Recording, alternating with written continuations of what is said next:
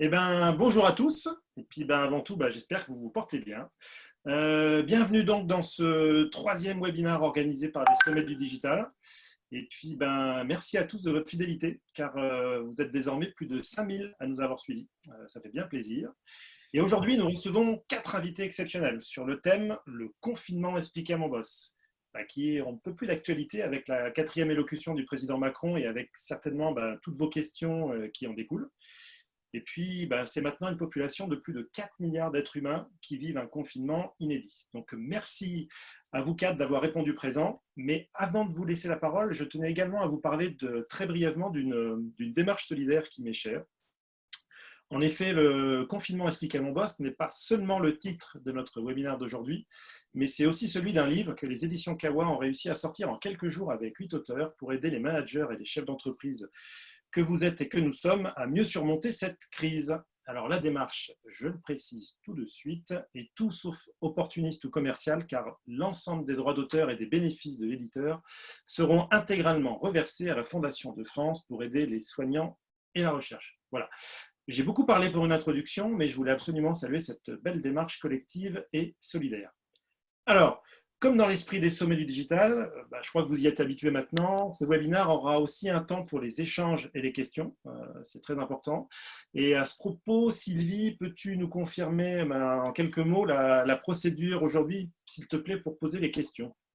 Alors, comme à chaque webinaire, vous pouvez poser vos questions par le petit onglet Q&R qui se trouve certainement sur l'ensemble de vos ordinateurs si vous êtes sur Zoom. Et sinon, vous pouvez envoyer vos questions via YouTube, via la messagerie. Voilà. On va traiter vos questions. Louise, qui est en dehors de notre spectre, va essayer de les compulser et puis nous les restituera afin qu'on puisse y répondre le mieux qu'on peut, soit au fur et à mesure, soit en finale. Voilà.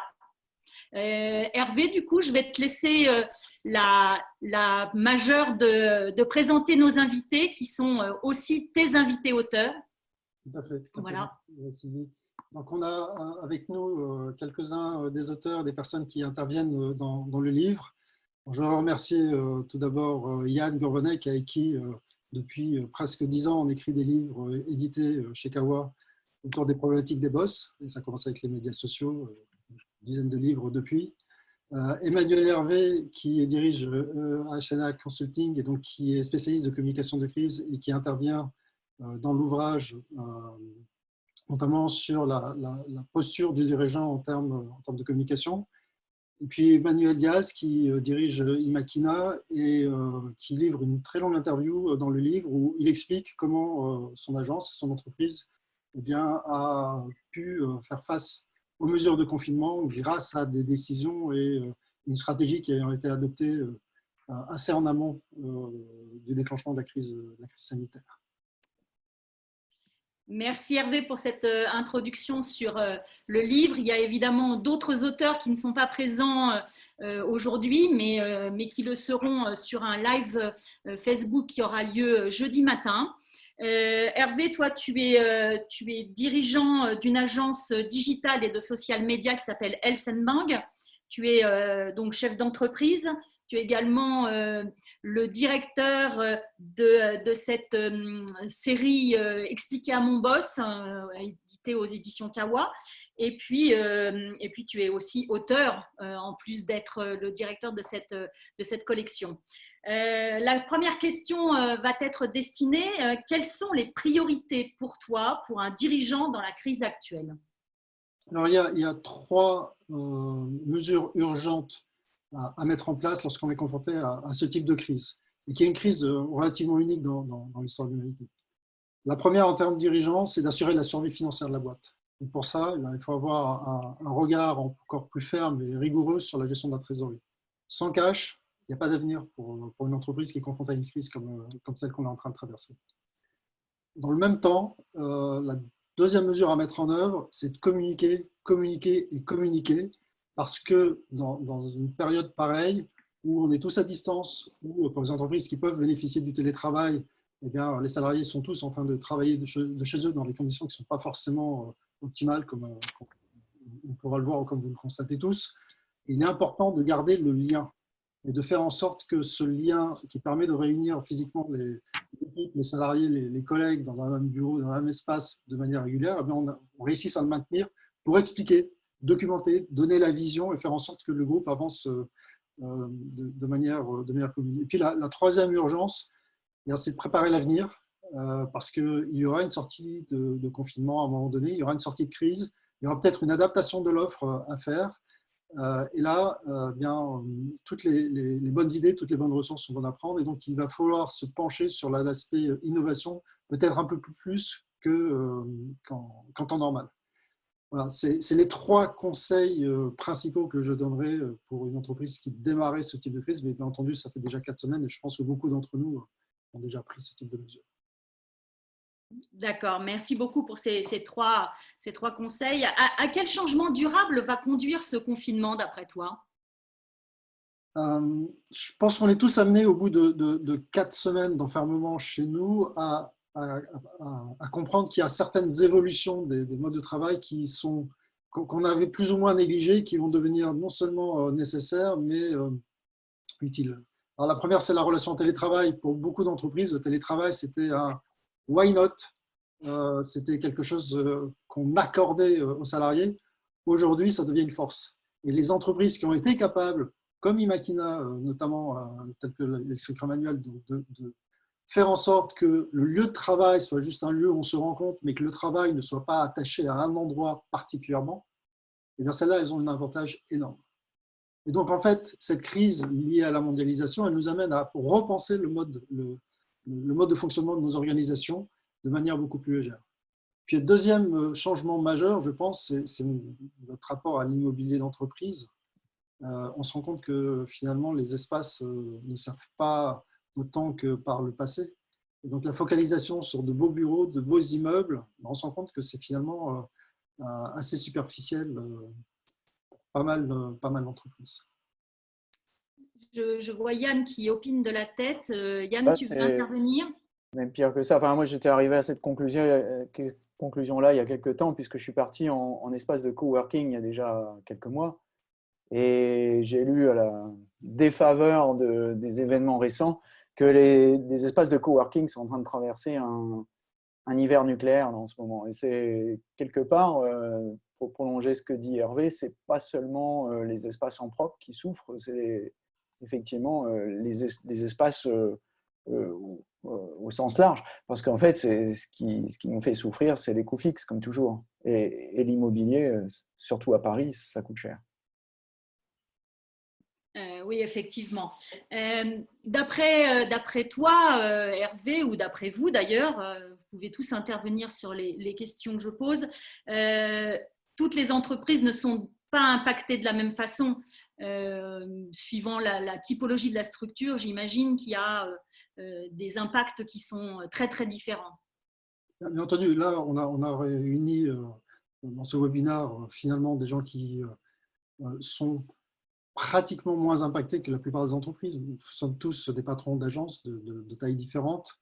Ces modes de travail nouveaux, on y est habitué de quelque sorte, en tout cas on l'avait anticipé, mais l'essentiel de l'activité, ce n'est pas ça en France. Il y a encore énormément d'activités qui nécessitent un lieu de travail, des outils, de la production. Et cela, les modes de travail, le changement de mode de travail induit par une crise telle que celle qu'on traverse, celle du confinement, ne va pas sans laisser un certain nombre de traces. Je pense que dans le secteur, aussi bien dans le secteur de la production alimentaire, dans le BTP, dans des structures où on est dans le physique, les changements induits par cette crise ne sont pas forcément ceux que rencontrent les entreprises du tertiaire, comme le mentionne Olivier.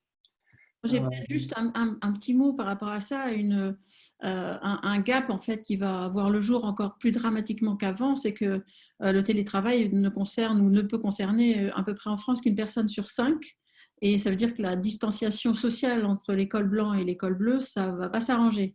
Il y a beaucoup de gens qui se trouvent totalement, soit ils sont au front et eux sont en danger en ce moment et ils continuent à bosser pour produire de l'agroalimentaire, de l'électricité, etc.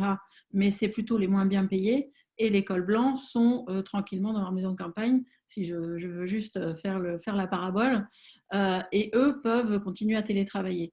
Et voilà, je pense que ça peut engendrer des difficultés derrière en sortie de crise.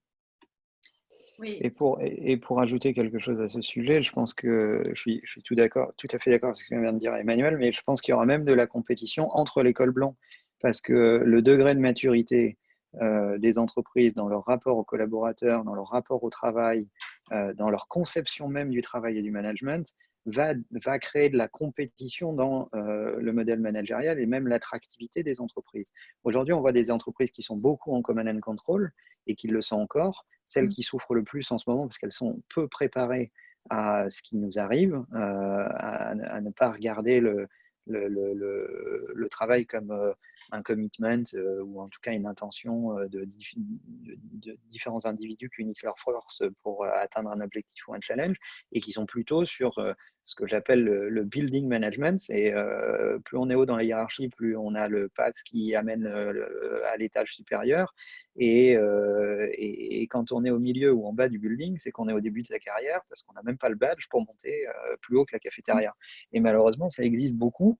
Et il va y avoir de la compétition, et il y en a déjà d'ailleurs, et on le voit bien sur les générations les plus jeunes quand elles sont dans leur première discussion pour trouver leur job.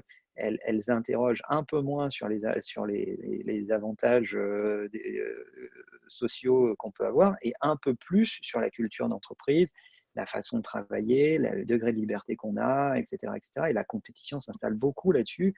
Et les entreprises américaines qui arrivent, ou anglo-saxonnes de façon générale, qui s'installent avec leurs habitudes et avec leurs modèles en France, font du mal à des entreprises qui sont dans un modèle plus traditionnel.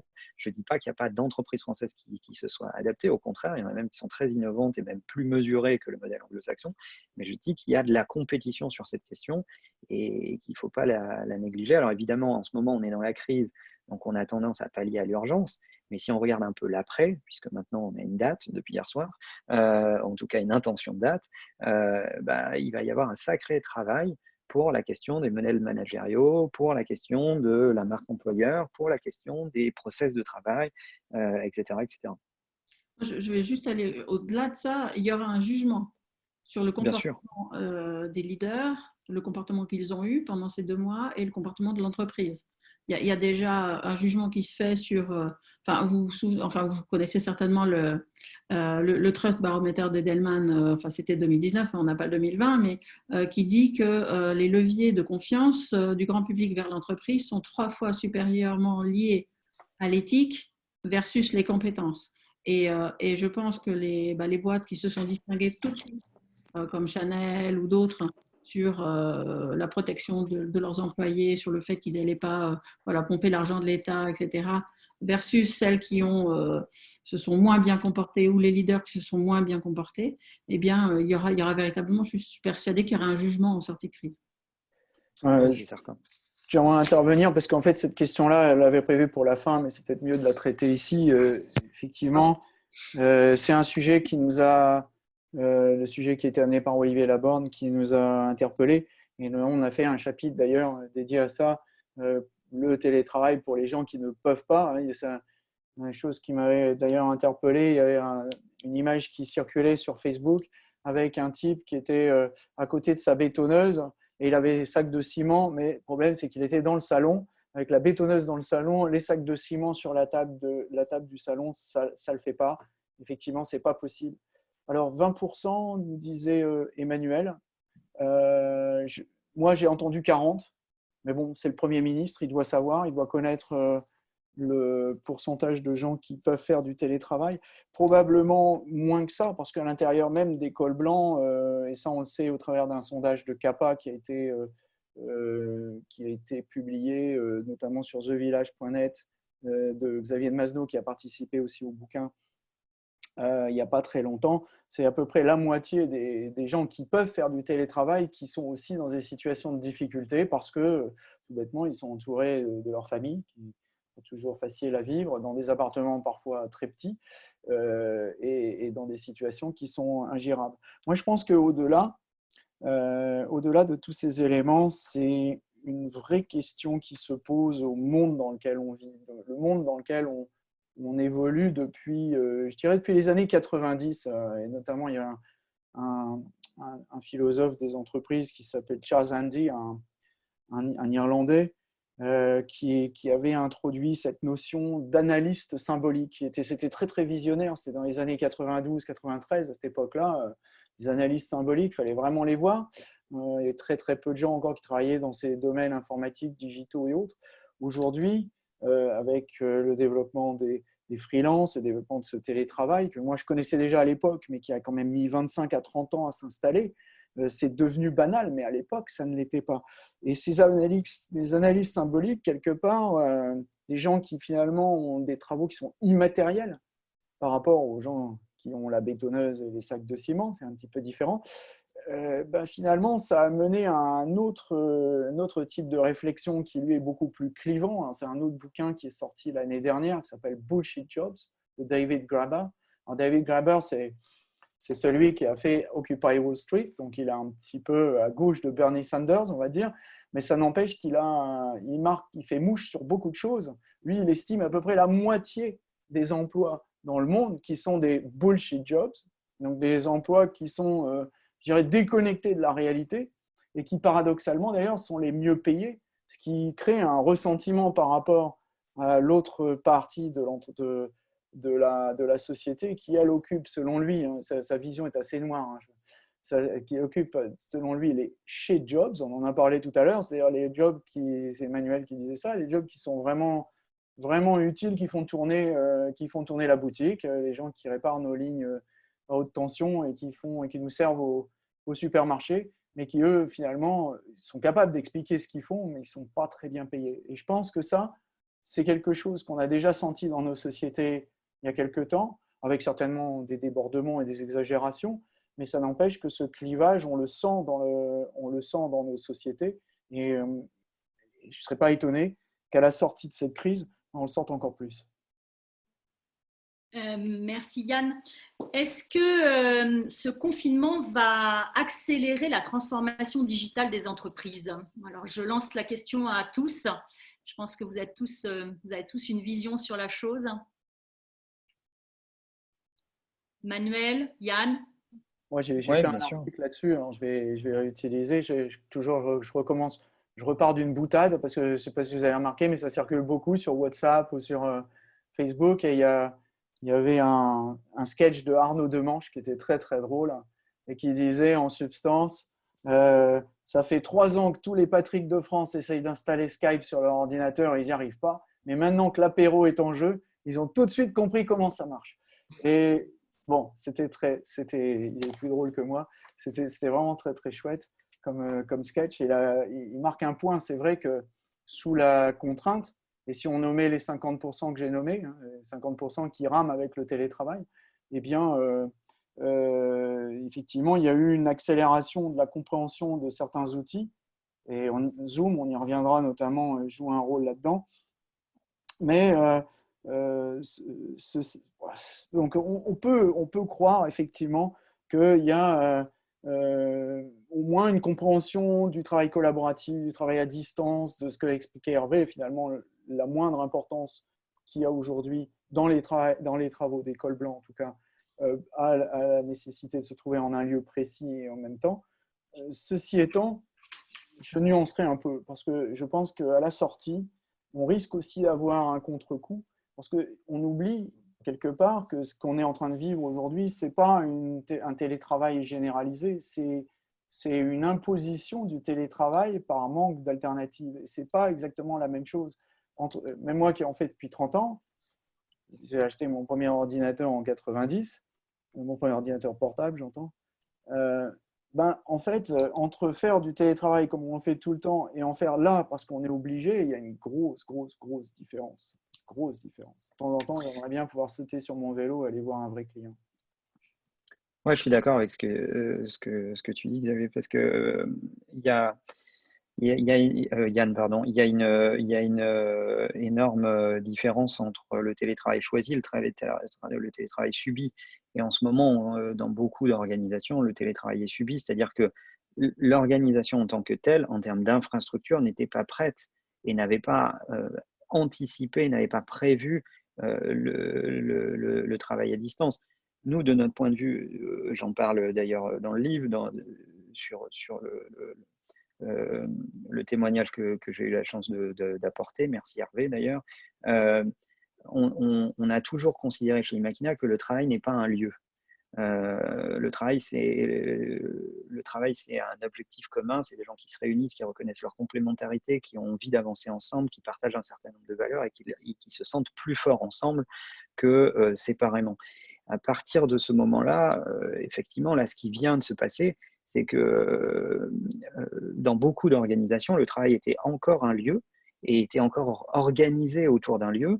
Et il a fallu s'adapter à la disparition de ce lieu momentanément et trouver des alternatives. Mais ça veut dire que dans le modèle managérial, le travail à distance n'est pas inclus.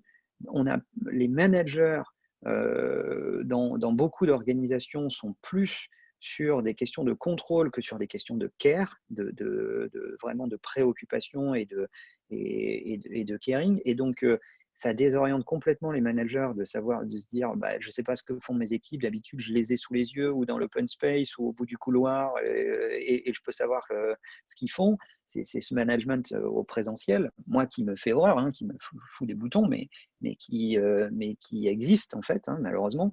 Et donc l'organisation, si on veut parler technologie 2 minutes, est souvent d'ailleurs sous-équipée. C'est l'anecdote que tu cites, Yann, en parlant de cette histoire de Skype, mais combien d'organisations, et Hervé et toi, on en avait parlé à plusieurs reprises, ont regardé les réseaux sociaux d'entreprise comme Workplace, Slack et d'autres comme des lubies de certains illuminés de l'IT ou des geeks, etc., etc. Et aujourd'hui se disent, je n'ai pas un endroit pour discuter avec les gens, il n'y a pas d'endroit où je peux poster des trucs, il n'y a pas d'endroit où on peut partager, où on peut échanger, et le regrettent. Donc même en termes d'équipement, que ce soit d'un point de vue soft ou d'un point de vue infrastructure, pour raconter une anecdote, je ne vais pas le donner le nom du client, mais je vais quand même raconter cette anecdote. Il y a un client qui dit OK, on peut travailler à distance, on a un VPN, etc. etc. Sauf que un VPN, c'est un tunnel sécurisé qui permet d'avoir des échanges sécurisés pour ceux qui sont moins habitués à ça. Sauf que le matériel qui gère ce tunnel sécurisé, le routeur qui gère ça, il est au bureau. Et quand il y a eu autant d'utilisateurs connectés, il a planté. Donc il a fallu qu'ils envoient quelqu'un physiquement au bureau pour rétablir la connexion sécurisée qui permet de travailler correctement à distance, qui montre que l'organisation n'était pas cloudée, n'était pas dans le cloud de bout en bout. Donc ça pose des questions d'infrastructure, ça pose des questions de modèles managériaux, ça pose des questions d'habitude, ça pose des questions même de valeur d'entreprise sur est-ce qu'on est plus là pour contrôler les gens ou est-ce qu'on est plus là pour apprécier les résultats et les mesurer ensemble et se motiver. C'est toutes ces questions qui nous sont posées en ce moment et malheureusement, on le regrette, moi ça fait 23 ans que je fais ce métier, on voit beaucoup de dirigeants qui ont vu tous ces sujets leur passer sous le nez et pour lesquels il a été urgent de ne rien faire et de traiter ça comme des espèces de petites lubies ou petits caprices de certains, voire même dans certaines organisations, le télétravail ou le travail à distance était réservé à quelques-uns. Et sous-entendu, on segmentait l'organisation entre ceux en qui on a confiance et ceux en qui on a moins confiance. Et ça crée d'ailleurs de l'injustice. Aujourd'hui, ces organisations ont un vrai problème de compétitivité parce que c'est une accumulation de retard et on parle de technologies qui ne sont pas non plus rocket science. On parle de technologies qui sont maintenant assez banalisées et assez faciles à mettre bout à bout pour permettre à une organisation de rester compétitive malgré le fait qu'elle ne soit pas réunie physiquement. Je pense aussi que ça redonne du sens au lieu physique et ça redonne un sens beaucoup plus humain. C'est-à-dire, on est des animaux sociaux, on a besoin de se réunir, on a besoin de se voir, on a besoin de discuter, on a besoin de prendre ce temps-là comme du quality time et d'en profiter, mais il a besoin d'être dosé, placé à sa juste place. Et ensuite, il y a d'autres moments, des moments plus de concentration, de travail, etc., qui peuvent être faits à distance. Et comme souvent, quand on nous enlève quelque chose, c'est là qu'on se rend compte à quel point c'était c'était important. Merci Manuel. Je rebondis un petit peu sur ce que tu viens de dire. On parle là de technologie, mais il y a aussi, on parle aussi beaucoup de posture du dirigeant. Et ma question s'adresse à Emmanuel. Comment gère-t-on son équipe en mode confinement? Quelle est la posture à adopter? Quelles sont les spécificités de la communication?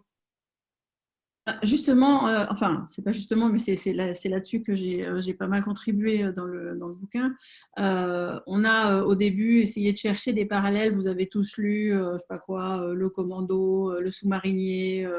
Enfin, j'ai moi-même interviewé un pacha de SNLE pour essayer de comprendre en tout début de crise s'il n'y avait pas des trucs à prendre de leur confinement.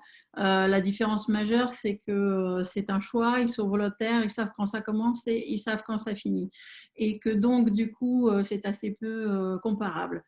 Donc, bon, le résultat des réflexions, je vous le fais peut-être court, c'est que ce qu'on va attendre d'un leader, c'est véritablement dans ces moments-là et dans ce moment en particulier, c'est de cheffer, on n'est plus, et là ça va peut-être en contradiction avec ce qu'on aurait envie de dire sur la digitalisation du management, mais on va plus du tout être sur du management participatif.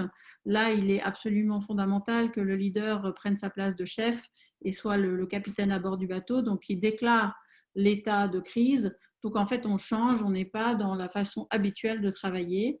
Il ne faut pas croire que, et ce serait une erreur de croire que pendant le confinement, on va business as usual, on va simplement se mettre en télétravail et on va faire comme d'habitude. C'est pas vrai. Et prétendre ça serait mettre tout le monde à défaut. Donc il faut réorganiser la société pendant cette période de crise pour que tout le monde puisse d'une certaine manière survivre. Il y a quelque chose aussi qui va être extrêmement différent de d'habitude, c'est que souvent en France, on est un peu mitigé, mais culturellement, ça dépend des pays. Mais en tout cas, il y a une vie professionnelle et il y a une vie privée. Là, il y va ça devient le rôle du chef de s'occuper de la vie privée. C'est plus une option, c'est plus de l'intrusion. C'est fondamental de savoir comment vont les gens. Et ça, c'est aussi extrêmement différent de d'habitude. Et donc, il va devoir s'enquérir de l'état moral, de savoir comment vont les uns et les autres, s'il y a des malades, si c'est compliqué, etc. Et pour savoir ça, eh bien, maintenir un lien, j'espère que les routines sont établies, ça fait maintenant plus d'un mois, donc il serait, si ce n'est pas fait, il est urgent de le faire, hein, d'avoir des routines de, je sais pas quoi, de Skype Café, de Teams 2 fois par jour, enfin de laisser du temps pour essayer de comprendre comment vont les collaborateurs. Et ce n'est pas juste le leader doit faire en sorte qu'en dessous, les gens aient exactement le même comportement. Après, c'est le moment aussi où le leader doit, d'une certaine manière, pour peut-être la première fois de sa vie, la zone de non-contrôle est énorme devant lui. Hein, on ne sait rien, enfin depuis hier on a une vague date du 11 mai, on ne sait pas comment fonctionne le virus, on n'a jamais vécu une crise pareille. Bon, le seul avantage de cette crise, moi par rapport à toutes les autres crises, c'est que l'entreprise n'est pas mise en cause, elle n'est pas mise en cause pour le moment. Hein, on parlait tout à l'heure du jugement qu'il y aura en sortie de crise, donc faire très très attention parce que le comportement du leader en ce moment, s'il est soit hyperactif, typiquement le type voilà, célibataire qui bosse 16 heures par jour et qui se nourrit d'une boîte de sardines et qui emmerde tout le monde, hein, qui est sur le dos des gens en permanence parce qu'il a une idée par seconde, etc. Donc celui-là, il va épuiser ses troupes et ce n'est pas son rôle. Son rôle, c'est l'anticipation. Son rôle, c'est d'être la tour de contrôle, d'avoir un coup d'avance, de réfléchir à comment est-ce qu'on va sortir de là, quels sont les scénarios d'évolution défavorables, comment est-ce que je mets en place des choses pour sauver ma boîte, mais il n'est pas dans l'opérationnel, il n'est pas et certainement pas dans le micromanagement. C'est vraiment pas le moment. Et inversement, on a vu aussi des patrons se retirer dans leur tour d'ivoire et ne plus s'occuper que de finances. Ce n'est pas non plus la bonne posture. Hein, donc, cette zone de non-contrôle, il peut en parler aux gens, il peut discuter, il peut partager ses incertitudes, mais ce qui est fondamental, c'est que le leader, à ce moment-là, que les gens comprennent comment est-ce qu'il pense. Parce qu'il va prendre des décisions tout seul, mais il faut qu'il y ait une explication, il faut que les gens se disent « Ah, c'est là qu'on va, c'est comme ça qu'ils réfléchissent, c'est comme ça qu'ils pensent. » Mais pour prendre ces décisions, justement, j'en parlais, il les prend seul. Cependant, la réflexion qui l'amène à prendre les décisions, il ne faut certainement pas que ce soit une qui réfléchisse tout seul, parce que c'est là, il va forcément se planter. Et donc, savoir s'entourer, c'est aussi un moment fondamental de gens qui pensent différemment et surtout de gens qui ne sont pas des bénis oui-oui. Hein. Dans les grandes boîtes, on a toujours tout un espèce d'aéropage de gens dans le COMEX qui sont plus ou moins… alors, ça dépend de la façon de manager, hein, mais un type un peu dictatorial qui manage par la peur, vous pouvez être sûr qu'autour de lui, personne va… Donc, il ne va pas réfléchir bien, du coup, il va se planter. Donc, laisser la possibilité d'avoir du fou du roi, de l'avocat du diable, etc., des gens avec lesquels il va se confronter pour pouvoir prendre la meilleure des décisions. Voilà en quelques mots, et s'occuper de ses troupes, c'est vraiment main ferme, cœur chaud, hein, en ce moment. Oui, du coup, comment maintenir la motivation des troupes avec ce cœur chaud et puis surtout, quel est l'impact sur le middle management? C'est toujours pour moi? Oui, ou pour ceux qui veulent intervenir, mais je pense que maintenir la motivation, comme vous le savez tous, j'imagine, vous l'avez lu et expérimenté, la motivation n'est pas un facteur extrinsèque, c'est intrinsèque. Donc, au mieux, vous, en tant que manager, en tant que leader, ce qui serait pas mal, c'est d'éviter de les démotiver. On va commencer par ça. Après, la motivation, elle vient de l'intérieur. Donc, on en parlait un petit peu tout à l'heure. Je pense que ce qui se passe en ce moment avec le classement des secteurs et des industries prioritaires à la nation, ça, je pense que ça a peut-être mis un peu un coup de bambou à la motivation des gens qui ne sont pas dans ces secteurs-là, qui se disent « Ah ouais, mais moi, en fait, à quoi je sers, quoi ? Je ne suis pas indispensable à la survie de la nation. » Donc, c'est peut-être déjà un premier truc. Pour déjà le premier signe de ce que j'annonçais tout à l'heure. Quelque part, il va y avoir aussi un coup de sonnette pour nous ramener à la réalité du terrain. Je ne serais pas étonné qu'il y ait un petit peu de réindustrialisation au programme aussi. Pourquoi pas ? Oui. Alors, la motivation, je pense qu'il faut, pour ne pas démotiver les gens et comment est-ce qu'on peut les aider en ce moment, il faut vraiment se mettre dans la petite maille. Ce n'est pas des grands discours. C'est vraiment faire en sorte que leur emploi du temps soit rempli. Qu'ils ne se retrouvent pas tout à coup avec plus rien, un Google Agenda vide, etc. Donc, y mettre les réunions qui vont bien, pour qu'ils aient des rendez-vous et qu'ils aient des routines de rendez-vous. Après, il faut, comme d'habitude, remplir la mission de l'entreprise. Il y a des objectifs.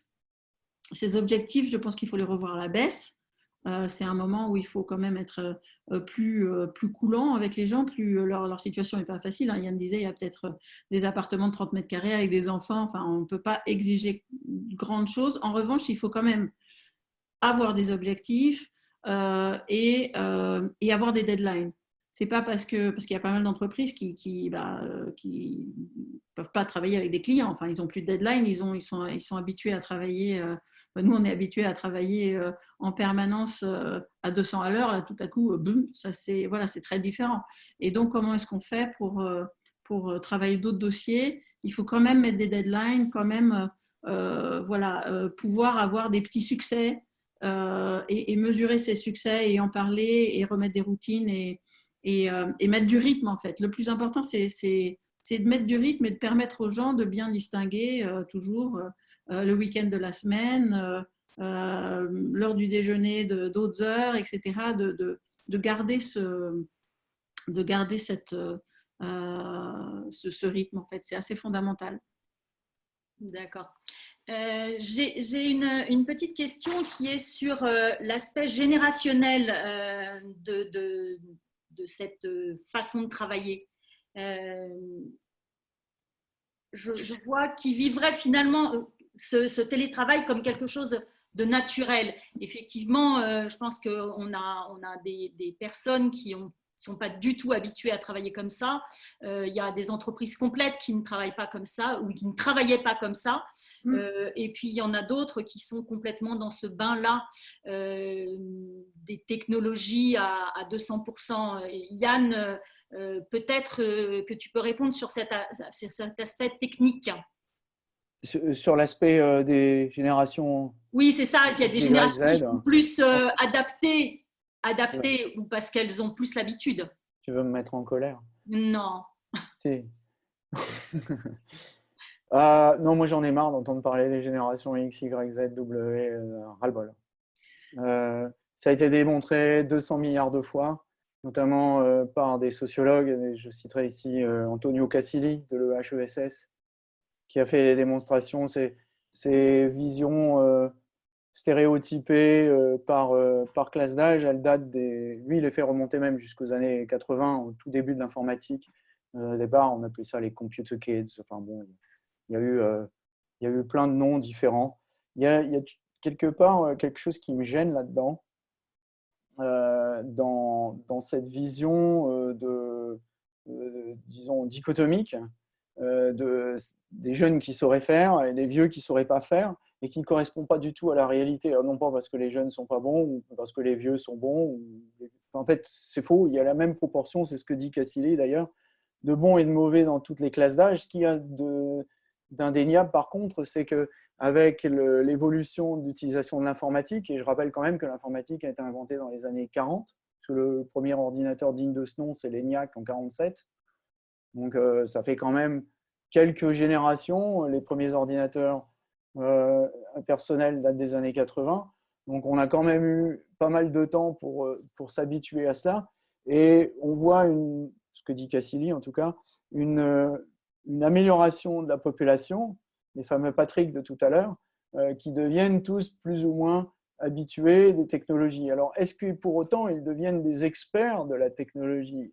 Certainement pas. Et il reste toujours des gens qui sont plus doués que d'autres ou qui sont capables d'aller plus dans la profondeur sur certains sujets. Et puis, c'est des sujets tellement vastes d'ailleurs que c'est même très rare de trouver les gens qui sont compétents dans tous les domaines. Donc, ça ne veut rien dire.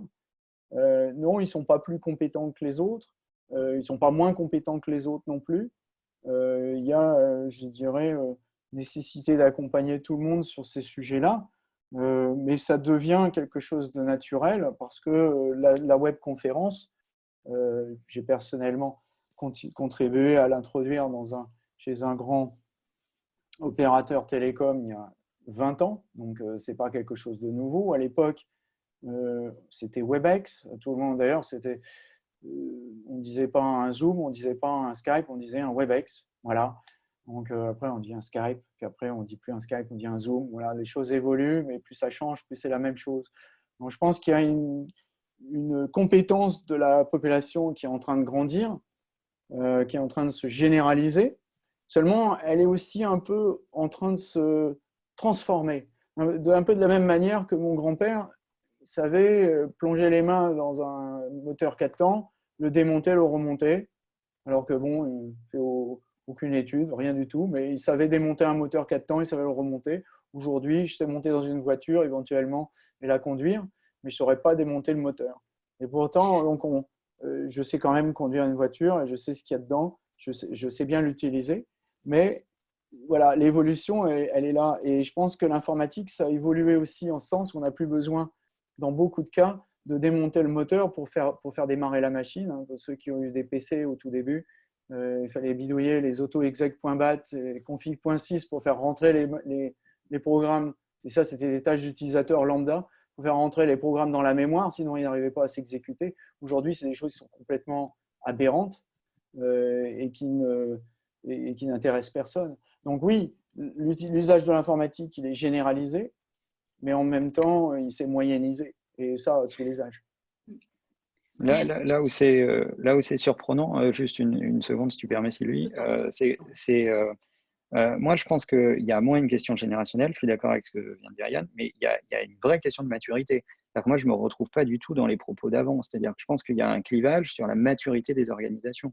Alors est-ce qu'il y a une corrélation avec la génération des utilisateurs ou pas? Je ne crois pas, et c'est ce que disait Yann en citant ses travaux à l'instant, mais Par contre, la question de la segmentation leader versus manager, elle est intéressante. C'est-à-dire que oui, on attend un leader d'être là dans la tempête. Oui, on attend un leader qui donne du sens, qui soit un repère, mais on attend aussi d'une organisation mature qu'elle soit capable d'avoir des idées spontanées, qu'elle soit capable de se convoquer.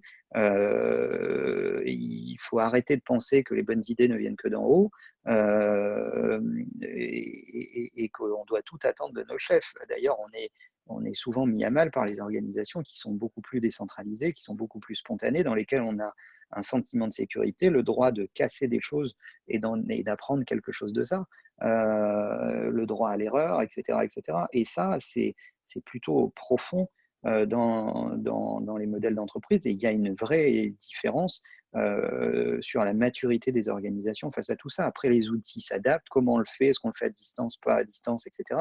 Le fond du fond, c'est que les organisations qui sont calées sur un modèle uniquement de command and control sont beaucoup plus à la peine que les organisations qui ont un modèle organisationnel plus participatif et plus à l'écoute de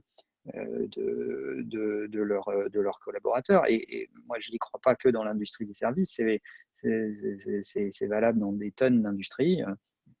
Un mec qui bosse dans un entrepôt et qui prépare les colis pour la supply chain du e-commerce, il peut avoir une parfaite idée pour être plus rapide et pour livrer plus vite les clients. Et c'est pourtant pas un col blanc. Et la segmentation, elle se fait sur ça, en fait. Et, je ne sais pas ce que Hervé en pense, parce qu'on n'a pas donné beaucoup la parole à Hervé. Non, mais il n'y a pas de segmentation, à mon avis, d'âge. Il y a plus des segmentations de pratique et de maturité d'organisation. Est-ce qu'on entretient la curiosité? Est-ce qu'on voit l'innovation comme une opportunité plus que comme un risque? Est-ce qu'on est lucide? Est-ce qu'on est pragmatique sur les technologies qui nous entourent pour en faire des opportunités et pour en faire des chances, plutôt que de sans arrêt y voir le risque de déconstruire quelque chose? C'est ça qu'on est en train de payer dans ce moment de crise. C'est que la vaste majorité des gens qui ont toujours vu l'innovation comme un risque le payent plus cher que celles qui ont été un peu plus curieux, un peu plus pragmatiques, un peu plus lucides. Emmanuel, tu voulais rebondir. Je voulais juste dire que ça s'opposait absolument pas. C'est-à-dire que le rôle du leader dans le rôle de capitaine de bateau par rapport à l'écoute, ça s'oppose absolument pas, puisque à partir du moment où il faut qu'il prenne sa place, ça c'est absolument fondamental, il doit prendre sa place puisque c'est un moment de crise, ce n'est pas un moment normal. Après, dans le maintien de la motivation, le maintien du bateau, du business et de la mission, c'est certain que son rôle doit passer dans ce moment justement critique, beaucoup plus dans une capacité d'écoute que dans la délivrance d'une messe quelconque ou d'un discours quelconque. Donc, encore plus aujourd'hui, il faut permettre le bottom-up par rapport au top-down. Donc, ça ne s'oppose pas du tout. C'est pas ce que je voulais dire, si ça a été mal interprété. Donc, Hervé. Hervé. Je pense qu'on rentre de plus en plus dans une période de leader paradoxal qui doit être présent et absent en même temps, gérer le long terme et le court terme en même temps. Ce que fait cette crise, en fait, c'est que ça accentue tous les points de rupture, tous les petits dysfonctionnements qui, d'un seul coup, peuvent prendre des conséquences catastrophiques. Et les entreprises qui ont justement travaillé sur ces points de rupture sont capables d'aborder la crise et de la traverser de manière, je dirais, un peu plus sereine. Et puis, il ne faut pas oublier une chose, c'est que depuis, on va dire, 18 mois, 2 ans, on parlait beaucoup de technologie, on parlait beaucoup d'intelligence artificielle, on parlait beaucoup des GAFA. Ils sont où? On se rend compte que nos États, la vie, tient essentiellement par certains secteurs qui étaient un petit peu laissés pour compte. On se disait, bon, ça roule chez eux, il n'y a pas besoin de les motiver un peu plus. Puis on les applaudit tous les soirs. Et on est très content qu'ils soient là. Et on est content que nos enseignants, eux aussi, adoptent le digital et fassent des sessions Zoom pour occuper nos gosses. Et on se rend compte finalement, je reprends les propos de Yann, les bullshit jobs. Je ne dirais pas bullshit jobs parce que ça peut être un peu perçu de manière péjorative, On se rend compte que si on veut maintenir l'humanité en place pendant un moment et pas laisser cette espèce de petit truc ridicule de dimension nanométrique nous éradiquer, il va falloir repenser les modèles de société. Nos structures, nos métiers sont indispensables. Mais n'oublions pas ceux grâce à qui on fonctionne. Et dans cette démarche où on cherche à transformer la société pour transformer les modes opératoires et remplacer le travail humain par la machine, ceux dont on se disait que finalement, bon, c'est pas grave, ce sont les laissés pour compte, c'est grâce à eux qu'on tient. On va passer, le temps file, on va passer aux questions, il y en a pas mal. Je sais qu'Yann, toi, tu dois nous quitter dans 2 minutes.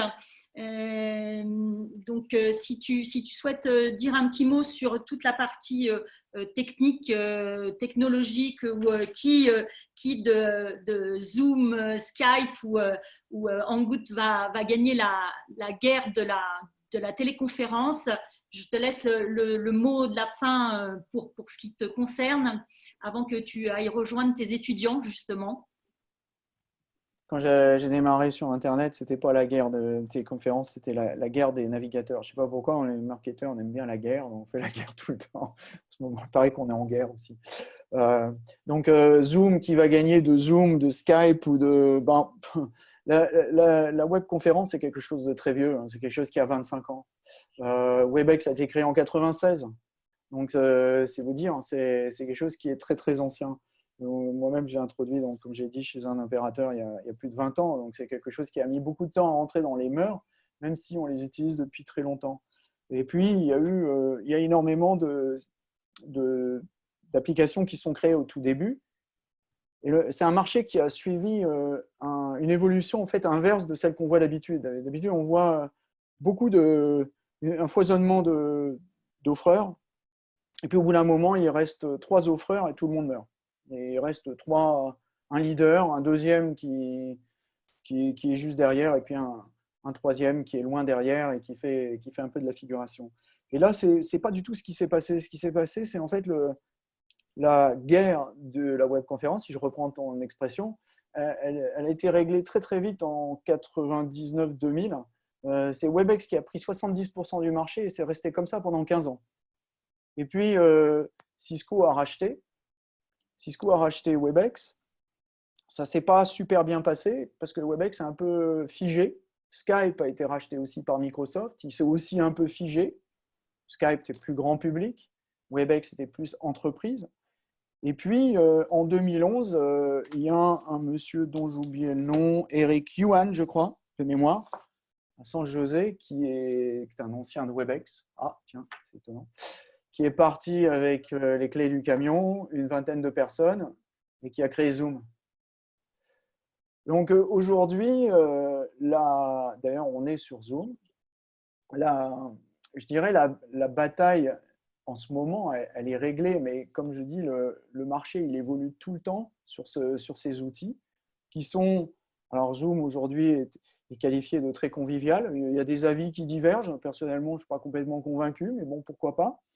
Il y a beaucoup d'outils sur ce marché-là, mais celui-là, à la faveur des utilisateurs. Et quand un outil est à la faveur des utilisateurs, le marché va aller naturellement vers celui-là et il n'y a rien à y faire. Alors, il y a ceci étant, un article fort intéressant qui a été écrit le 10 avril, donc c'est très récent, par Simon Pitt, qui est le responsable digital de la BBC et qui a taillé en pièces Zoom, notamment sur le plan de la sécurité. On n'a pas trop le temps, donc je vais faire vite, mais c'est un peu folklorique. Et ce n'est pas seulement folklorique depuis une semaine où on s'est aperçu que Zoom était populaire. Pour note, ils ont recruté plus d'utilisateurs en un mois que dans l'année qui a précédé. Donc, c'est un véritable… En fait, Zoom, c'est un virus. C'est devenu un phénomène viral. On avait le Covid-19, on en a le Zoom 20. Donc, on ne peut rien faire contre un phénomène viral. Ce n'est pas la peine de dire qu'il y a autre chose de mieux parce que les utilisateurs ne l'écouteront pas. Alors, Pitt, lui, il va un cran plus loin. Il dit non seulement c'est un virus, mais c'est un virus parce que quand ça s'installe, ça installe des backdoors sur votre ordinateur.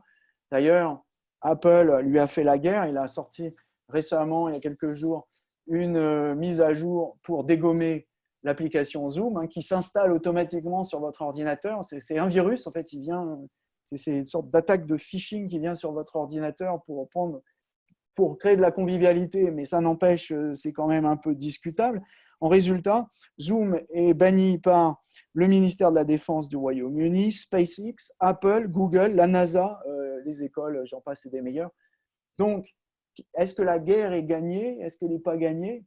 L'utilisateur a sans doute toujours raison, mais c'est un peu plus complexe que cela. Et pour répondre à toutes les questions que j'ai eues sur oui, mais l'informatique n'est-elle pas une question d'usage, qui est une sorte de question récurrente qui vient tout le temps quand on ne comprend pas bien l'informatique, la réponse c'est oui, non. C'est-à-dire oui, c'est une question d'usage, non, oui, oui, c'est une question d'usage, mais il y a quand même une partie technique, on devrait dire, qui est indissociable. Il n'y a pas d'un côté l'usage qui vivrait sa vie et puis de l'autre côté la technique.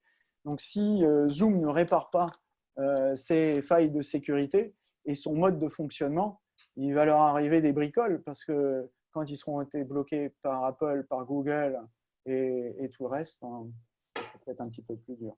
Mais bon, donc il n'y a pas de guerre gagnée sur la webconférence et c'est d'ailleurs quelque part un peu préoccupant sur un sujet, sur un outil qui est vraiment aussi indispensable à ce qu'on est en train de vivre aujourd'hui et je dirais ce mouvement de la décentralisation du travail. Je ne parlais même pas de télétravail, mais de la décentralisation du travail en réseau, qu'on sent, moi j'ai écrit dessus depuis 30 ans, donc ce n'est pas d'aujourd'hui.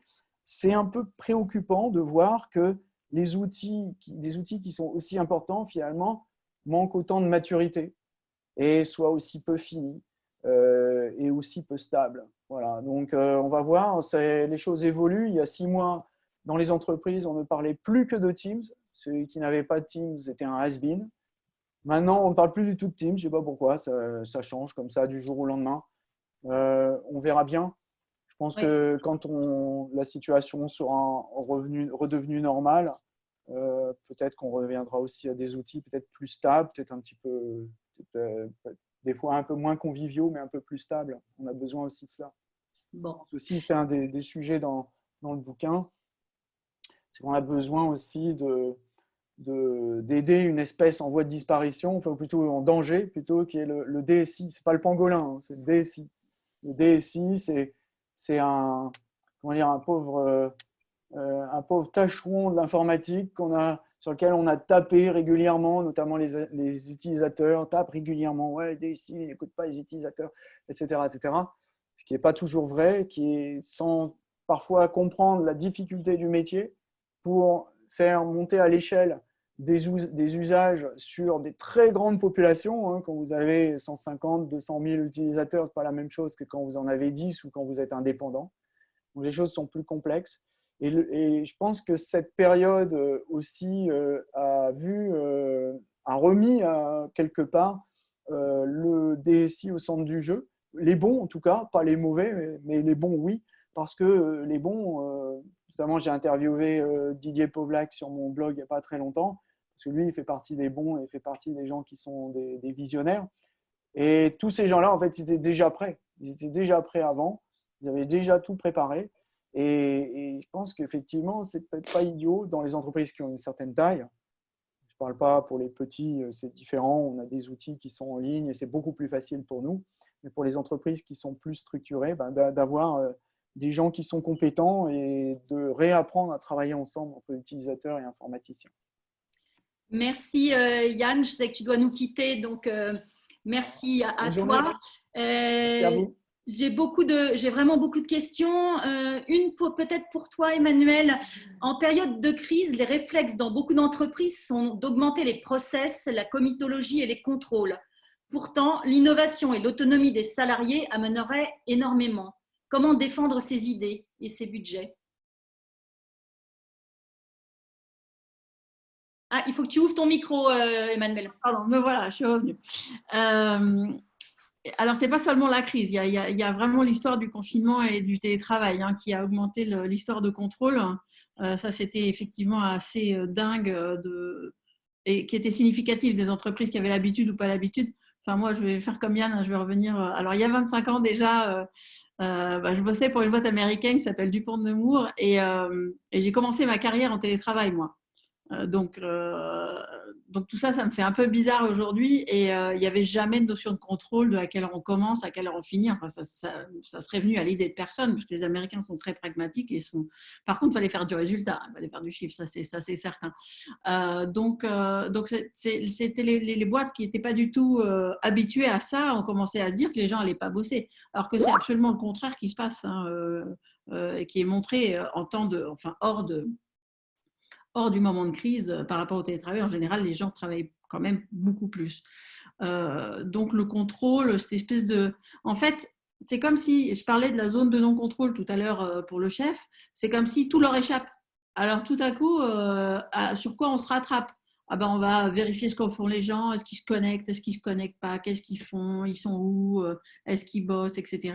Et ça, c'est peut-être aussi le signe, bon, d'abord de ne pas savoir comment on gère les gens en télétravail, mais d'un manque de confiance généralisé dans ces équipes. Et ça, c'est terrible, parce que pendant les moments de crise, et encore plus qu'à d'autres moments, il faut faire confiance dans ces équipes. Et ce qu'on disait sur la sortie de crise, il va y avoir un jugement, on va avoir appris du boss, mais le boss, il va avoir aussi, les gens vont s'être énormément révélés. Et on va être probablement étonné de façon extrêmement positive de cette capacité d'innovation, de réflexion, d'engagement des employés. Moi, je pense que ça va être surprenant dans le bon sens du terme et qu'il va falloir s'en préoccuper, s'en occuper de près, s'en préoccuper, se capitaliser, les remercier, le dire, vraiment le dire, leur dire, et leur dire aussi, du coup, maintenant, de quoi tu as besoin, nanana. Je pense qu'effectivement, ce moment, enfin, on parlait des DSI, par exemple, tout à coup, les patrons vont s'apercevoir que c'est des gens importants, en fait. C'est pas juste le mec, quand il dit des trucs, on attend les sous-titres. Non, c'est véritablement fondamental pour l'entreprise. Il y a probablement quelques rôles comme ça, quelques fonctions dans l'entreprise qui vont être sorties très grandies, je pense, de cette crise. Merci. Manuel, j'ai une question pour toi. Quelle différence culturelle notable faites-vous entre nos voisins européens ou ex-européens et la France? Et dans quelle mesure la France pourrait-elle adapter certaines de ses bonnes idées? Toi qui travailles à l'international et qui a un groupe très international. Oui, on a vu des grandes différences et merci de me donner l'opportunité d'en parler. C'est vrai qu'on est dans 19 pays avec une épine dorsale en Europe, mais aussi des jambes à l'international et on voit des différences fondamentales. Pour faire simple, l'Europe du Nord. Alors moi, je segmente l'Europe de façon extrêmement simple. Où est-ce qu'on boit de la bière, où est-ce qu'on boit du vin? Voilà. Donc, vous regardez les gens qui boivent de la bière, pour moi c'est l'Europe du Nord, les gens qui boivent du vin, c'est l'Europe du Sud, majoritairement. Et donc, en Europe du Nord, très pragmatique. Nous, on a vu nos clients, nos équipes, etc., de se dire, OK, alors, les faits, c'est ça. Maintenant, comment on s'organise? Comment on va faire plus de business? Qu'est-ce qu'on va devoir arrêter? Sur quoi on va pouvoir accélérer? Comment on repriorise la roadmap de nos échéances? Et on a vu des clients dire, OK, on va devoir fermer. On a beaucoup de retailers comme clients, donc des gens qui ont des magasins, etc. On va devoir fermer nos magasins, etc. Bon, comment on accélère sur le digital? On avait des projets sur le digital qui étaient étalés sur 8 mois. Comment on va les faire en 3 ou en 4 mois? Parce que ces équipes-là, elles peuvent continuer à bosser et on va pouvoir prendre de l'avance. En France, ce qu'on a vu, c'est un réflexe très réglementaire. C'est-à-dire que pendant 15 jours, quasiment non-stop, l'intégralité des CEO qu'on avait au téléphone et avec lesquels on parle tous les jours, c'était « je suis dans le réglementaire ». Est-ce que j'ai déposé mon dossier pour la validation de mon chômage partiel? Est-ce que j'ai appelé ma banque pour mon soutien à ma trésorerie? Est-ce que j'ai parlé à mon comité d'audit pour savoir si j'ai le droit de faire ci ou si j'ai le droit de faire ça, etc., etc. On a passé 15 jours que dans du réglementaire. Vous l'appeliez pour des opportunités de business, pour lui dire « mais regarde, il se passe ça, tu as mal ici dans ton business, mais tu pourrais faire ça », et c'était pas du tout à l'écoute. Et on a vu après, au bout de la 3e semaine, des choses plus pragmatiques se mettre en route. Alors, je veux pas dire qu'il y a un modèle qui marche et un modèle qui ne marche pas, mais j'ai trouvé ça drôle, parfois un peu attristant, mais de voir qu'on attaquait souvent par le réglementaire en France au lieu d'attaquer par le business, alors que dans d'autres géographies, on se dit d'abord le business et puis le réglementaire suivra de toute façon, parce que si le business va bien, l'entreprise va bien, les hommes vont bien, ils ont des choses à faire, etc. etc. Donc on a vu cette segmentation s'installer de façon assez nette. Merci. Hervé, excusez-moi. Une question pour toi. On parle beaucoup du télétravail, mais la digitalisation, ce n'est pas que le télétravail. Et puis, il y a beaucoup d'entreprises qui ne télétravaillent pas aujourd'hui pour plein de raisons qu'on connaît. Du coup, qu'est-ce que la digitalisation ? La digitalisation, ce n'est pas uniquement mettre en place l'informatique, mais c'est faire en sorte que les process, les équipes, les produits, tous les piliers sur lesquels l'entreprise repose soient transformés en tenant compte de technologies numériques à la disposition. Ça permet de passer certaines étapes du confinement, mais ça ne suffit pas. Si vous dirigez une pizzeria, la digitalisation de la pizzeria va vous aider à passer le confinement, parce que d'un mode d'activité où vous êtes en train de produire et de servir des gens à table à certaines heures de la journée, vous allez passer dans un nouveau mode où vous allez délivrer, vous allez vous appuyer sur les services de livraison à distance, vous appuyez sur un Uber Eats ou un Deliveroo, et si vous avez passé cette étape-là, vous pouvez peut-être considérer l'avenir proche ou la période du confinement avec un autre regard. La digitalisation permet, si elle est bien intégrée, de s'adapter plus facilement à des changements qui ne sont pas prévus. Et c'est ça ce qu'il faut avoir en tête, c'est qu'il faut penser le digital non pas uniquement comme une fin, mais comme la capacité finalement à passer ces périodes, ces signes noirs que nous rencontrons de manière régulière. J'ai une 50aine d'années, j'en ai traversé comme vous tous, peut-être 4, la crise de 2008, l'explosion de la bulle Internet, l'invasion la guerre du Golfe. Voilà, ce sont des moments clés qui transforment l'économie mondiale et dans lesquels des entreprises vont disparaître, d'autres vont apparaître. N'oublions pas que des boîtes comme Google, Facebook ou Uber sont nés à des périodes critiques. Google est né en 98 et a traversé l'explosion de la bulle Internet. Et ça a l'air de bien se passer pour eux.